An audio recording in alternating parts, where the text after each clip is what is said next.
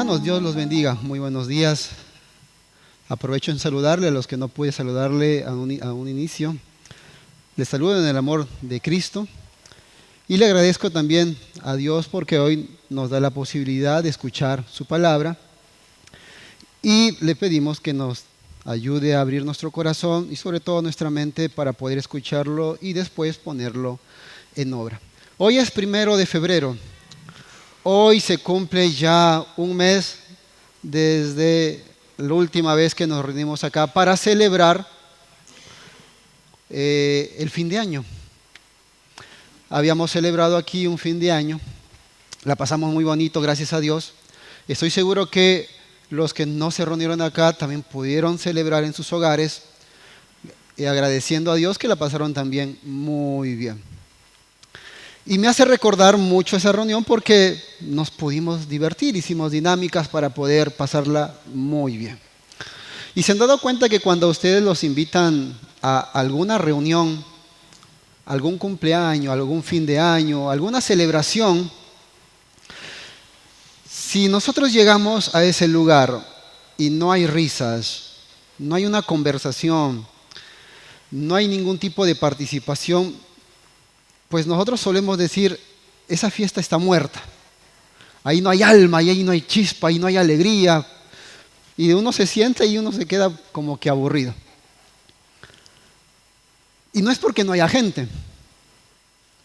Lo que pasa es que no hay personas expresándose esa alegría. Yo no sé si alguna vez les ha pasado que les han invitado a algún lugar y tú dices, esto está aburrido. Y le estás diciendo a tu pareja con el codo, o pateándolo, o con silbidos, o con señas, que ustedes ya saben cuando su pareja les hace señas. Y les dice, pues, como que vámonos porque aquí no hay vida, aquí no hay emoción, aquí no hay alegría. Ese mismo criterio muchas veces, o ese mismo pensamiento, se traslada a la iglesia. ¿Ok? Y cuando escuchamos a personas hablar acerca de una iglesia que está viva, que hay un alma ahí, que hay alegría, muchas veces se piensa de que una iglesia es viva porque hay mucho ruido, hay emociones, la gente brincando de un lugar para otro, todos levantando las manos con alegría. Y uno piensa o se escucha de personas que dicen, ahí sí hay vida en esa iglesia. Y yo no sé si alguna vez te ha pasado. No sé si te ha pasado de que has conversado con personas y te dicen, no, es que en mi iglesia sí el espíritu baja porque todos nos emocionamos y nos paramos y hacemos ruido y comenzamos. Y además la música provoca eso de que haya emoción y que haya lágrimas y que haya entusiasmo y que haya alegría. Entonces uno piensa y dice, ahí sí hay, o esa iglesia sí está viva. Pero la Biblia nos enseña que una iglesia es viva por el fruto que da. No por las emociones o por los saltos o por estar llorando o emocionado, sino por el fruto que da. Entonces, eso es lo que vamos a estar viendo hoy. ¿Qué fruto produce esta iglesia? Esta iglesia que se reúne en Caballito. Esta iglesia que se reúne todos los domingos a las 10:30 de la mañana. ¿Qué fruto produce? Pero no según el criterio humano, no según las emociones o las palabras o las opiniones de la gente, sino según la palabra de Dios. ¿Cómo nosotros podemos darnos cuenta si somos una iglesia que se reúne en Caballito, que está viva? ¿Por el ruido que hacemos? ¿Porque damos mucho dinero al ofrendar? ¿Porque vienes con el mejor vestido? ¿Porque vienes con la mejor ropa? ¿Porque vienes con el mejor perfume? ¿Cómo nos damos cuenta si una iglesia verdaderamente está viva? No por opiniones, sino conforme a la palabra de Dios. Y eso es lo que vamos a estar viendo hoy. Eso es lo que vamos a estar viendo hoy, según la lectura que hemos leído. Porque una iglesia puede parecer viva, pero no estarlo. Y otra puede estar bajo presión, bajo dificultad, bajo persecución, pero sin embargo, estar llena de vida.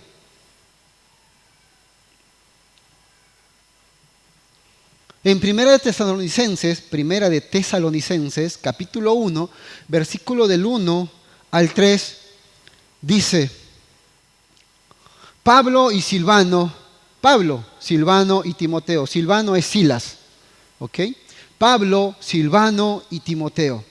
A la iglesia de los tesalonicenses. Pablo les está escribiendo una carta ¿a quién? A esta iglesia que se reunía en Tesalónica. En Dios Padre y en el Señor Jesucristo, gracia y paz sean a vosotros, de Dios nuestro Padre y del Señor Jesucristo.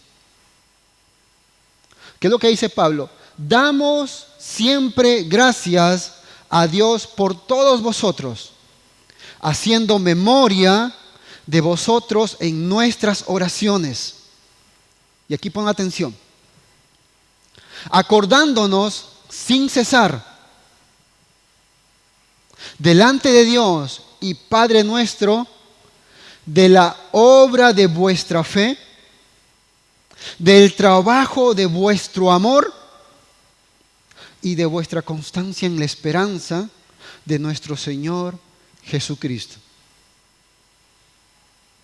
El énfasis de esta carta, lo que quería transmitir Pablo, es que todos creemos que viviremos eternamente. Todos tenemos esa confianza.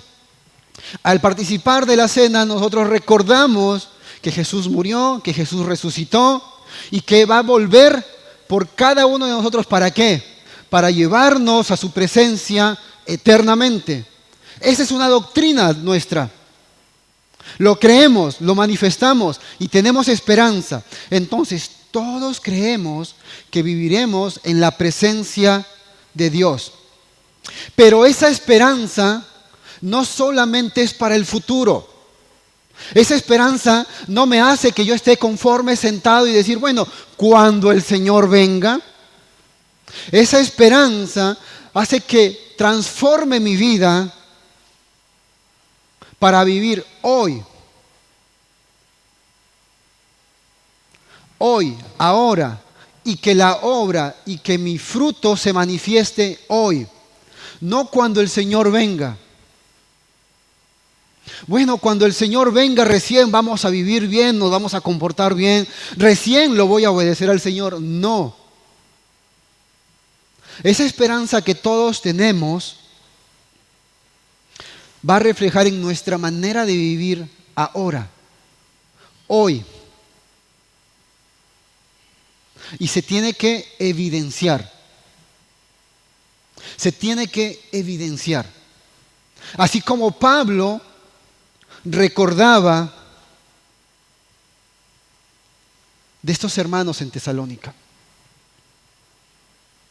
Pablo recordaba y hace manifiesto de 3 evidencias que determinaban que esta iglesia en Tesalónica estaba viva. Mientras nosotros estemos en este cuerpo, mientras que nosotros caminemos en este mundo, esta esperanza debe transformar nuestras vidas. Esta es la esperanza que debe determinar mi camino. Esta esperanza le da sentido a mi vida. Y nos va a sostener en las dificultades, nos va a sostener en los problemas, en las diferencias, en la escasez. Esa esperanza es la que nos va a sostener cuando hay situaciones que no son favorables. Esa esperanza nos va a animar a permanecer fieles.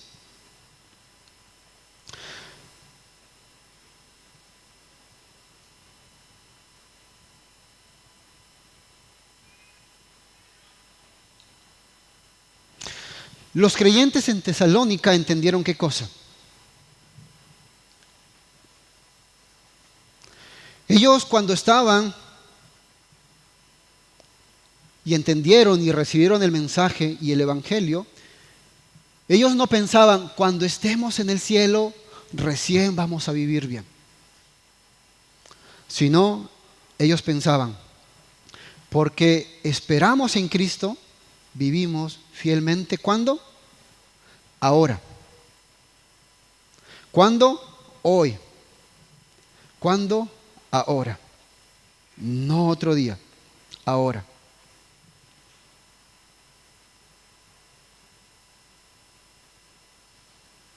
La eternidad no era una excusa para postergar la obediencia, era la razón para perseverar.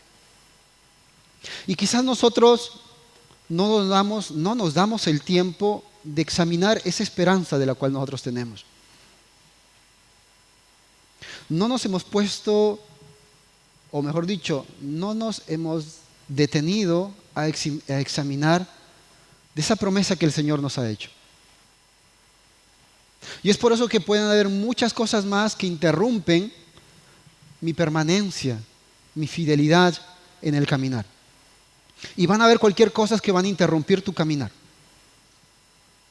Y decimos, bueno, cuando ya esté el Señor, dijo que vamos a hacer cuerpos perfectos, cuerpos gloriosos, como se dice por ahí, se escucha. Así es que bueno, ¿para qué cuando el Señor venga recién? Ahora no. Los tesalonicenses entendían muy bien.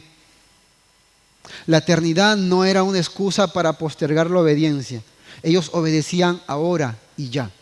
No después, ahora y ya. Para ellos esa esperanza era la razón para seguir viviendo fieles, para obedecer, para perseverar. ¿Cuál es la razón de la iglesia de Cristo que se reúne en Caballito para seguir perseverando? ¿Cuál es tu razón? ¿Cuál es la razón que te mueve a seguir siendo fiel? ¿Cuál es la razón que te mueve para seguir adorando al Señor con fidelidad y perseverar? ¿Cuál es la razón? Bien, antes de ir a examinar esas tres evidencias que vemos en la carta que se escribió a estos hermanos en Tesalónica, quiero hacer un contexto rapidísimo sobre Tesalónica, sobre la iglesia. ¿Ok? Dice, Tesalónica era una ciudad importante de Macedonia. Empezaba desde acá, todo esto era la vía Egnatia. Esto era una de las rutas comerciales más importantes del Imperio Romano. Y aquí estaba Tesalónica. Tesalónica era un puerto donde se movía gran comercio. Y al haber mucho comercio había buena economía. ¿Ok? Aquí estaba. Era una ciudad próspera, influyente, llena de comercio, cultural. Era una cultura pagana y había mucha idolatría. Eso era Tesalónica. Ellos vivían bajo el Imperio Romano, pero tenían un privilegio muy especial. Era una ciudad libre. No como siempre nosotros hemos visto en las películas donde hay soldados, grupos de soldados romanos. Ellos no tenían eso. Ellos eran libres. ¿Ok? No estaban bajo la mirada de soldados ahí que los vigilaba. No había un grupo militar romano permanente. Pero ellos vivían gobernados por magistrados locales. Cuando puedas vas a leer en Hechos capítulo 17, ahí te narra esa parte. ¿Ok? Entonces los líderes locales tenían la gran misión o el interés de mantener a la ciudad en orden. ¿Ok? En orden. En Hechos capítulo 17, cuando Pablo predica en Tesalónica, algunos judíos creen, muchos gentiles también, pero habían otros judíos que no creyeron. ¿Y qué es lo que pasó? Vamos a leer. Hechos capítulo 17, versículo del 5 al 7. Dice, entonces los judíos que no creían, teniendo celos, tomaron consigo a algunos ociosos, hombres malos, y juntando una turba, alborotaron la ciudad y asaltando la casa de Jasón, procuraban sacarlos al pueblo. Pero no hallándolos, trajeron a Jasón y a algunos hermanos ante las autoridades de la ciudad, gritando, estos que trastornan el mundo entero también han venido acá. A los cuales Jasón ha recibido y todos estos contravienen los decretos de César, diciendo que hay otro rey, Jesús. Entonces, ¿cuál fue la acusación? Estos que trastornan el mundo entero han venido acá, a Tesalónica. ¿A qué? A hacer lo mismo. ¿Quiénes dijeron esto? Los judíos que no creyeron. ¿Ok?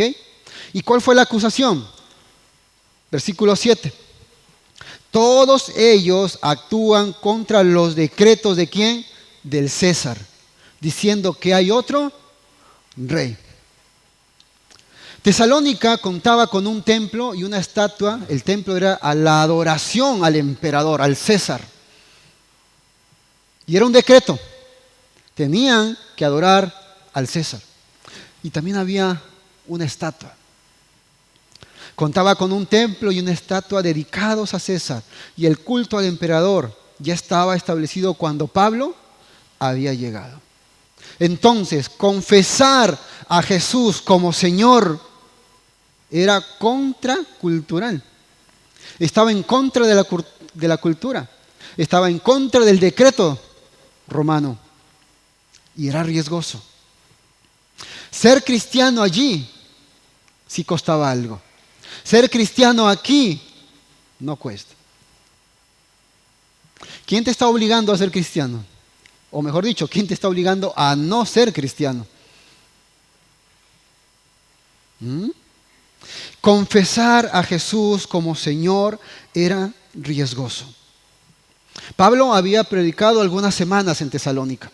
No tuvo más tiempo. ¿Por qué? Porque tuvo que irse apresuradamente. ¿Qué leímos en el versículo anterior? Que algunos judíos que no creyeron comenzaron a acusar. ¿Y qué tuvo que hacer Pablo? Salir, huir de ese lugar. Entonces la iglesia, ¿cómo quedó? Joven, sin un liderazgo maduro. Entonces, ¿qué hizo la iglesia en Tesalónica? Bueno, como no hay nadie, como además hay persecución, además adorar al César es mejor que al ser cristiano, entonces yo sigo la cultura. No, así no fue. Pero ni aún así Pablo, ¿qué es lo que dijo? Y dijo con seguridad, esta iglesia es una iglesia viva. Así habló de la iglesia en Tesalónica. ¿Pero por qué habló así? Iniciando esta carta, Pablo no se enfoca en los problemas de Tesalónica, sino en qué se identificó, en las tres evidencias. Tres evidencias. En la obra de su fe, en el trabajo de su amor y en la perseverancia. Se concentró en eso. Una iglesia viva no depende de emociones ni de las circunstancias favorables, sino de una fe arraigada en la palabra de Dios, que el Evangelio estaba haciendo en ellos. ¿Por qué ellos se mantenían fieles? Porque ellos seguían trabajando en su fe y en el amor. Porque el Evangelio había transformado sus vidas. Es el Evangelio que transformó la vida en ellos. Entonces, eso es lo que vamos a estar viendo ahora.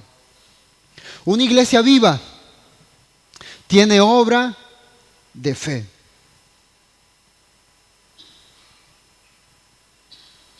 Una iglesia viva tiene obra de fe. Y la fe bíblica no solamente se queda en la mente, en recordar y en memorizar, pero que es muy importante leerla, porque si no, no sabemos cómo el Señor quiere nosotros que le adoremos o que le obedezcamos. Y es muy importante, y conectando con lo que dijo Dorian el domingo anterior, estudiar la palabra, dedicar nuestro tiempo en estudiarla. Así como nosotros muchas veces tratamos de estudiar algo para ser profesionales o tratamos de estudiar algo para poder de repente desempeñar algún trabajo, la misma intención, el mismo tiempo, la misma capacidad le podemos dedicar en estudiar la palabra del Señor. ¿Para qué? Para conocer cuál es su voluntad. Porque si no, yo no sé cuál es la voluntad del Señor. Yo no sé qué el Señor quiere de mí. ¿Cómo adorarlo? El Señor me dice cómo yo puedo mantenerme fielmente para esperar esa corona y esa promesa. Si yo no estudio su palabra, yo no sé. Pero sumado a ello y conectado, esa palabra no se va a quedar solo en mi mente. Cuando la fe es verdadera, esa fe produce acciones visibles. Porque yo estoy seguro que podemos memorizar pasajes, recordar pasajes. Pero si esa fe y ese recordar y ese pasaje que está en mi mente no se evidencia en obra, no sirve de nada. En Tesalónica, creer en Cristo significaba ir contra de la cultura dominante. Romper con prácticas religiosas aceptadas, porque además de adorar al emperador, al César, se aceptaban otro tipo de religiones, de idolatrías. Pero aceptar a Cristo era malo, porque se suponía que había otro rey. ¿Qué más? Perder aceptación social. Tus amigos te decían, loco, ¿cómo vas a creer en un Cristo? ¿Cómo vas a creer en otro rey si el único rey que tenemos acá es el emperador, el César? Si vas con ellos vas a perder todo tipo de amistad, hasta tu familia la vas a perder. Creer en Cristo para los que estaban en Tesalónica significaba ser señalado por su propia gente. Mantenerse firmes sin la presencia de Pablo. En Tesalónica creer en Cristo no era cómodo ni seguro, pero ellos demostraron una fe viva evidenciada en su manera de vivir. Creer en Cristo no era cómodo ni seguro en Tesalónica, pero ellos demostraron una fe viva. Más allá de las circunstancias, lo demostraron. En la iglesia hoy tenemos más información acerca de la Biblia. Puedes entrar a Google o hasta a ChatGPT y preguntarle qué es lo que pasó aquí, cuál fue la circunstancia, en qué tiempo habló Pablo, en qué tiempo habló Jesús, qué significa esta palabra. Tenemos mucha más información que nunca acerca de la Biblia, pero muchas veces sabemos la verdad, pero no la practicamos. Confesamos fe, confesamos que creemos en Dios, pero evitas compromiso. ¿Cuándo te has comprometido? Nos comprometemos en otras cosas, gastamos más energía en otras cosas, pero menos en la iglesia o en tu amor para el Señor. Conocemos la doctrina, pero no se evidencia esa transformación. La iglesia de Cristo que se reúne en Caballito está evidenciando ese amor. Está trabajando fuertemente para evidenciarlo.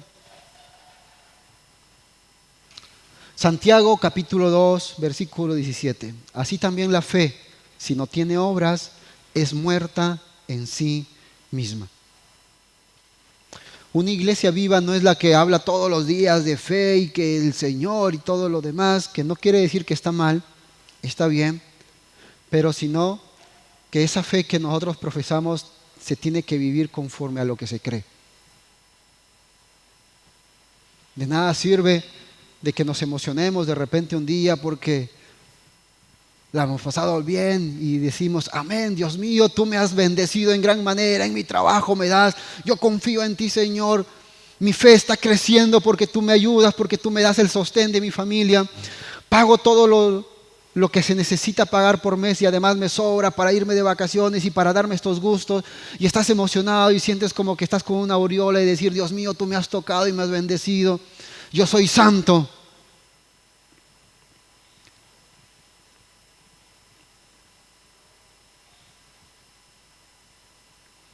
Pero nuestra vida va a verse reflejada conforme a su palabra. Porque de repente al día siguiente te fue mal y decimos, no, Señor, pero ¿por qué? Los de Tesalónica, en abundancia, que creo que no la tenían, en dificultades, cuando las cosas no eran favorables, es donde más amaban al Señor. Es donde más se evidenciaba su fe. Primera de Tesalonicenses capítulo 2, versículo 13. Por lo cual también nosotros, sin cesar, damos gracias a Dios de que cuando recibiste la palabra de Dios, ¿qué les está diciendo Pablo? Damos gracias a Dios porque cuando ustedes recibieron la palabra, o sea, el evangelio, ese que oíste de nosotros, lo recibiste no con palabra de hombres, sino según es en verdad la palabra de Dios, la cual actúa en vosotros los creyentes. Esa palabra actúa en nosotros, no solamente entra y se queda ahí instalada en nuestro cerebro y decimos, qué bonita esa palabra del Señor, qué hermoso que esa palabra del Señor la haya escuchado, sino que esa palabra genera un actuar en nosotros. Es una palabra viva, no es una palabra muerta. Es una palabra que genera en nosotros evidencia, obra, trabajo, compromiso, entrega. Eso genera la palabra del Señor. Cuando ellos recibieron el mensaje, no lo recibieron como una opinión más, sino como una verdad absoluta que gobierna sus vidas. Cuando leemos la palabra del Señor debe gobernar tu vida, debe gobernar mi vida, debe gobernar nuestra vida aquí en la iglesia. Y no por hoy, no por mañana, por el resto de nuestras vidas. Por el resto de nuestras vidas. El evangelio que habían escuchado en Tesalónica produjo un cambio real en sus vidas. Cuando tú escuchaste el evangelio, debe de producir un cambio real en tus vidas. Hasta tú mismo no te reconoces, dices, yo ya no soy el Eric de antes. Ese Eric cambió. Bueno, pero dependiendo. Había prácticas en Tesalónica que delante de Dios eran abominación, pero cuando escucharon el evangelio dejaron los ídolos, abandonaron su vieja manera de vivir y ahora su lealtad estaba puesta en Jesús. Primera de Tesalonicenses capítulo 1 versículo 9 dice, porque ellos mismos cuentan de nosotros la manera en que nos recibisteis y cómo os convertisteis de los ídolos. Dejaron los ídolos a Dios. ¿Para qué?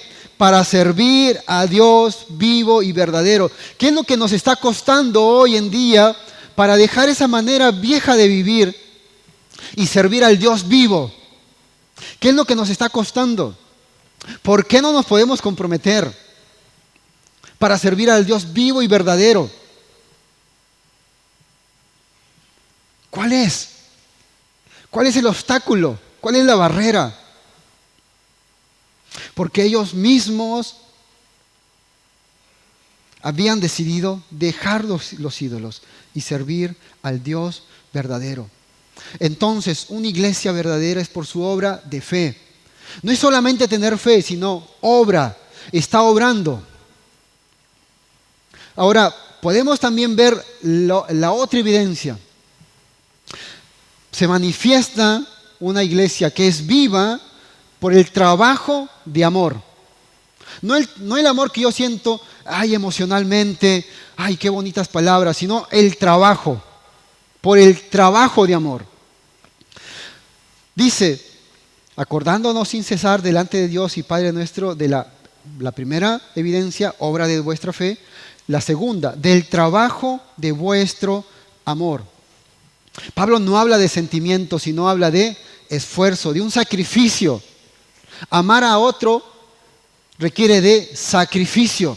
Y sobre todo cuando no te cae bien. Sobre todo cuando no tiene tus mismos gustos. Sobre todo cuando te ha hecho daño. Amar a alguien más requiere sacrificio en esas circunstancias. Porque amar a alguien que te cae bien, que te ayuda, que habla bien de ti, que está contigo, es fácil. Pablo no está hablando de ese amor. Pablo está hablando del trabajo de amor, del que cuesta, del que requiere trabajo, de ese tipo de amor. En Tesalónica amar significaba someterse unos a otros bajo la persecución.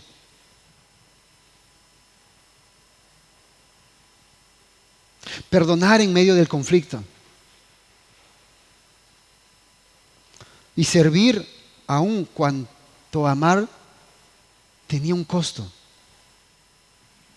Yo sé que hay alguien a quien no te cae bien. Yo estoy seguro que has tenido roces con alguien. Yo, está bien, hermano. Me señalaron. Yo sé que cuesta, pero es ahí donde se manifiesta el amor, el verdadero amor, el amor bíblico.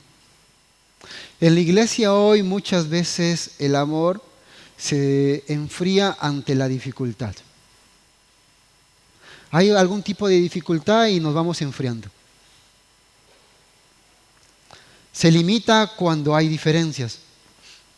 Cuando tienes diferencias con otro, bueno, si me tratas bien, yo te amo. Y si no, así como dicen otros, ¿no? Como tú me tratas, yo te trato. 1 de Juan 3:16. En esto hemos conocido el amor, en que Él puso su vida por nosotros.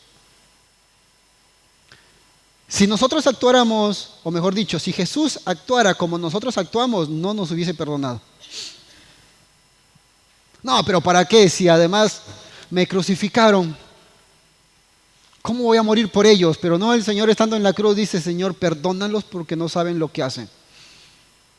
Alguien nos hizo daño. Nosotros nos cuesta decir, Señor, perdónalo porque no sabe lo que hace. Está difícil eso.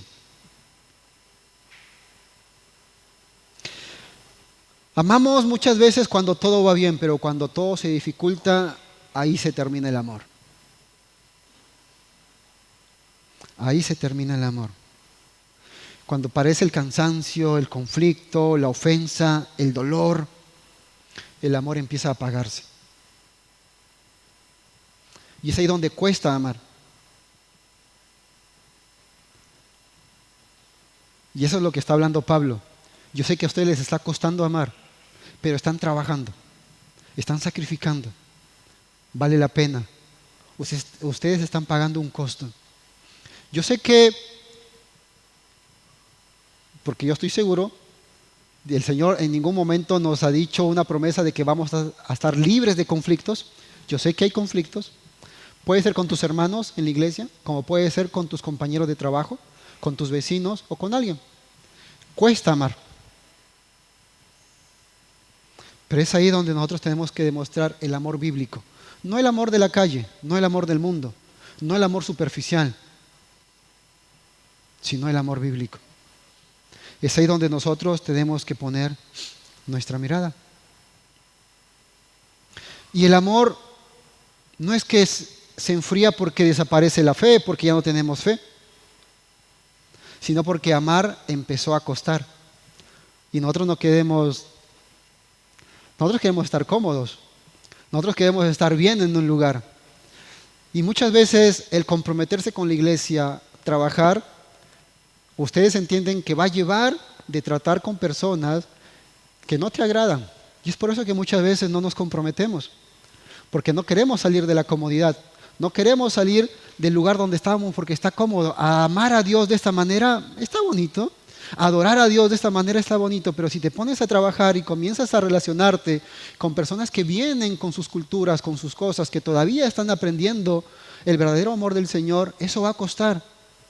Entonces, cuando se enfría ese amor, cuando no queremos hacer eso, no porque no tengamos fe, lo que pasa es que comienza a costar y no queremos pagar ese precio. Comienza a haber dificultad y no lo queremos hacer. ¿Cuántos de nosotros le hemos dicho a nuestros hijos, estudia? Ellos no quieren, pero saben que va a haber un beneficio. Pero para que haya ese beneficio tiene que pagar un costo. Estudiar, aprender, memorizar, investigar. Y a veces no lo queremos hacer porque impide, o mejor dicho, porque implica un costo. Amar a nuestro semejante a veces no lo queremos hacer porque implica un costo. Pero los hermanos de Tesalónica estaban pagando ese costo. Y como no queremos pagar ese costo, ponemos barreras. No nos queremos socializar, no nos queremos vincular. Efesios capítulo 4, versículo 2, no sé por qué iba a leer Santiago. Soportaos unos a otros en amor. Yo sé que fe tienen en esto. Yo sé que lo conocen, lo memorizaron. Pero trabajarlo cuesta. Amar cuando hay diferencias es evidencia de una madurez espiritual. Cuando empezamos a amar más allá de las diferencias, cuando empezamos a amar más allá de los conflictos, cuando empezamos a amar más allá de las circunstancias que no son favorables, eso significa que estamos creciendo y madurando en el amor del Señor. Huir, alejarme, no me va a ayudar a madurar.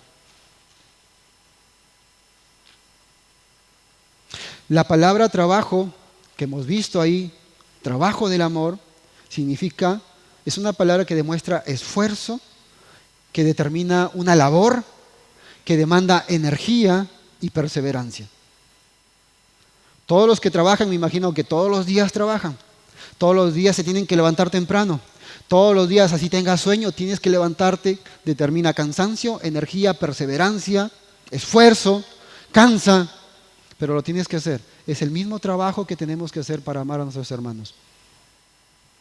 Si verdaderamente queremos evidenciar el amor de Dios. Si verdaderamente. ¿Sí? En esto conocéis todos que sois mis discípulos, si tuviereis amor los unos por los otros. Juan 13:35. Efesios, capítulo 4, versículo 32. Antes sed benignos unos con otros, misericordiosos, perdonándoos unos a otros, como Dios también os perdonó a vosotros en Cristo. El amor no es solo un ideal, sino una práctica diaria. Ahora vamos con la tercera evidencia y con esta terminamos. Persevera en la esperanza de Cristo. Una iglesia viva persevera en la esperanza de Cristo. En Tesalónica no sabían cuánto duraría su persecución. Ellos no sabían cuándo verdaderamente iban a ser libres de la persecución por causa de Cristo. No sabían si volverían a ver a Pablo, pero permanecían fieles. Su esperanza no estaba en las circunstancias, su esperanza estaba en el Señor resucitado. Nosotros sabemos que el Señor va a volver. ¿Cómo lo sabemos? Porque el Señor resucitó. Y esa es una promesa muy grande, porque su palabra dijo hace muchísimos años que iba a resucitar, y nosotros lo podemos testificar de que el Señor resucitó. Y si el Señor nos da una esperanza de que vamos a salir victoriosos, de que tenemos una corona de vida, que vamos a estar en la presencia del Señor eternamente, esa es la esperanza de que no nos debe en ningún momento de flaquear. Tenemos que seguir fieles caminando, perseverando, reconociendo de que el Señor va a volver. En la iglesia hoy sí, también nos cansamos, también tenemos dificultades, el trabajo cansa, la situación cansa, los problemas de nuestra vida cansa. Hay trabajos que requieren más energía, más tiempo, que también cansa, que también estresan. También hay desánimo. Y muchas veces la tentación es bajar los brazos, decir, ya no me congrego, ya no quiero ir, ya no quiero perseverar. Pero Hebreos capítulo 10, versículo 35 nos dice, no pierdan vuestra confianza. No la perdamos, hermanos. Caminemos siempre en la esperanza del Señor. En el versículo 10 de capítulo 1 de 1 Tesalonicenses dice, y esperar de los cielos a su Hijo. Aquí le está diciendo a estos hermanos de Tesalónica, les está recordando de que ellos tenían fidelidad, caminaban con perseverancia. ¿Por qué? Porque ellos esperaban de los cielos a su Hijo, al cual resucitó de los muertos, a Jesús, quien los librará de la ira venidera. Esa debe ser nuestra esperanza.